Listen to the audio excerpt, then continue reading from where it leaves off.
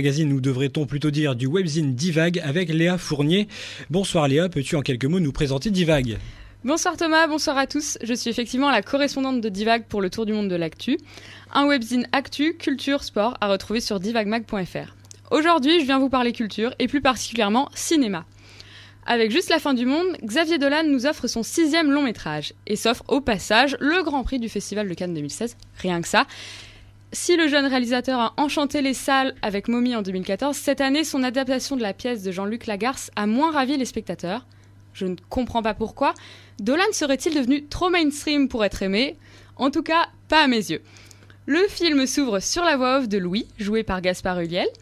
Louis n'a pas vu sa famille depuis 12 ans et rentre finalement à la maison pour annoncer aux siens qu'il va mourir. Ça annonce la couleur. Juste la fin du monde, c'est avant tout un drame familial et un bouillonnement d'émotions.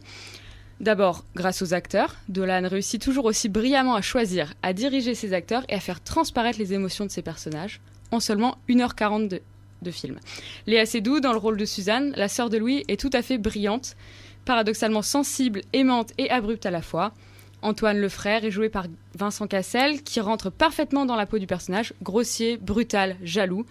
Et entre les deux gueulards de la fratrie, il y a Nathalie Baye, dans le rôle de la mère, Martine complètement hystérique et excentrique, et au milieu d'eux, Catherine, Marion Cotillard, la femme d'Antoine qui tente de meubler la conversation avec quelques bafouillements timides, tellement peureuse et soumise qu'elle en devient insupportable.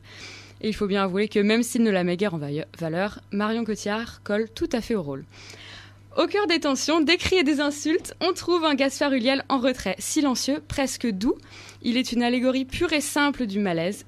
Et pourtant, il est au centre du film et c'est tout autour de lui que la tension se développe, à chaque dialogue entre lui et les différents membres de la famille. Dans ce film très court, les dialogues viennent se greffer aux images du passé de chaque membre de la famille, des images rapides et lumineuses pour apprendre à les connaître, qui s'enchaînent comme autant de clips discrets au milieu des scènes. Mais la proximité avec les personnages est avant tout le fruit du travail sur la photographie et la réalisation de Dolan. L'intensité des regards, des expressions, des visages est captée par les plans serrés et les gros plans tout au long du film. Dans Juste la fin du monde, il y a très peu de plans larges, effectivement, et s'ils existent, ils sont la plupart du temps brefs, flous, voire en mouvement.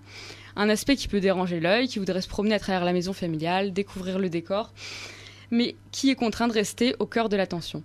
Tension d'autant plus exacerbée par le contraste saisissant entre les moments de calme de la bande-son de Gabriel Yared et les engueulades de Suzanne et Antoine. Une fois de plus, Dolan rythme littéralement son film grâce à la musique, qui y colle parfaitement et s'associe au grand plan pour donner une véritable signification au moindre regard. Comme on passe du cri au rire, Dolan jongle avec les morceaux très gais, comme Ozone ou Camille. Une bande-son formidable et originale qui participe à l'émotion du film et prend parfois le dessus sur les images. Des émotions, des personnages mis sur le grill, des sentiments qui s'expriment et qui se taisent, mais qui toujours crient à travers l'écran et sont compris. Des sentiments qui transpirent et provoquent des émotions chez le spectateur, qui l'éclaboussent presque. Bref, allez voir Juste la fin du monde.